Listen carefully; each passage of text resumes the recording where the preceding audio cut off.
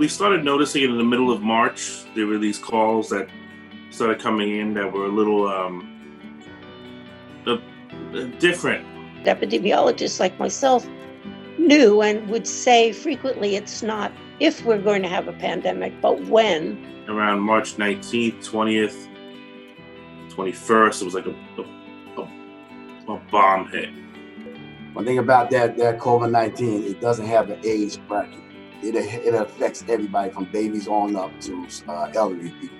I came home from work on a Thursday night and just started feeling a little rough, kind of like when you get the flu, just a little fatigue, body aches, chills. This is not an easy disease, and we don't know enough to know exactly how to move forward, and we have no vaccine or any easy treatment for it. I get there 6 o'clock in the morning, make sure everything is sanitized, everything is nice, everything is fresh.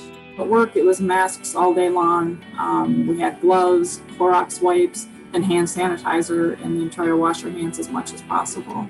We were given the names and phone numbers of people that had been tested to be positive for COVID-19, and we called them and interviewed them about their symptoms and about where they thought they might have been exposed. I love working for public schools. I love it. Always have. Kids are amazing. Everything they touch, everything got to be sanitized. And you talking about doorknobs, you talking about desks, you talking about chairs. I believe we've had either 31 or 32 staff members that have tested positive. Out of those, I believe 28 are back to work. Watching so many of my coworkers get sick, we had upwards of 25% of our workforce out sick at one time. We've lost 5 members to COVID. I lost like 11 people that I know, friends, no family member, majority all friends. Majority of them that I grew up with. It was hard the first night my mom was in the hospital, she's turning 82, to have her doctor call me and tell me to prepare for the worst. My principal did a little study where she tried to do this 6 feet separation in the classroom. And my school got like 25 kids per class. You only could get 10 kids in a class. Physically, I'm 50-50, the job beats you up a little. Some days, you feel all the aches and pains, but mentally, I'm a little wiped out. It's exhausting, but I can't stop working. I started staggering shortly after I got ill, and I'm still staggering. It's the first time in my career where I got back in my truck and I cried.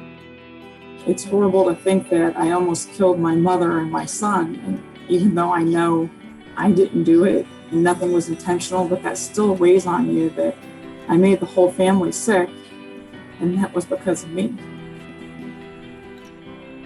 Kids are so wonderful. They made us masks. They made masks out of some of their favorite garments that they had, and their parents brought them to the schools. We have paintings. We have chalk murals that they painted. They even put cakes on the lunch late. It was really heart-wrenching that we have a grandson that was 7 years old, and he wasn't allowed to come into the house, obviously.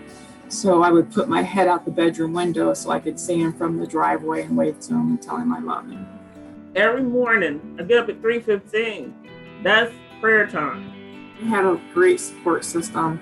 Our families have been there for us, our friends.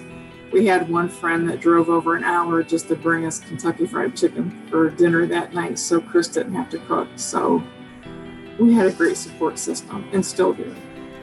We have to make sure we take care of ourselves. We have to make sure that we look out for one another because nobody else is coming. Initially, our institutions weren't even giving our members masks. They weren't giving any protective equipment. We kind of fought back as an organization. Our organization actually bought $200,000 worth of masks to distribute to, members inside the state of Ohio. We always knew in a crisis, our federal government would be there. They're not. They felt miserable. From elementary kids' schools to senior citizens, where's the federal government? Where's the leadership? It's a joke. You saw in the hospitals, people were wearing plastic bags garbage bags as PPE. You know, this is supposed to be America, right? They need to trade with me and see what I do on a daily basis. They want to know legislation, lawmakers, let them come in, let them put on the uniform, the gloves, everything, and do what I do. They only need to do it one day. And I'm quite sure they'll have a big, they would think difference on how hard it is to try to maintain the cleanness of a building. My message to elected leaders is to put your population first. That's who you were elected to govern and to lead. I feel privileged that I was in a position to be able to help people in the time of this. You know, I'm like the front line of defense on germs now. I feel relieved that I can do something to help. I really am happy that I can be on the front lines. It's almost as if some people in society have forgotten what's happened, and we still live it every day here. There's a consistent memory in this house of what's happened. Just because you're healthy and don't have any symptoms doesn't mean that you're free and clear. There's no way to go through this but to go through it.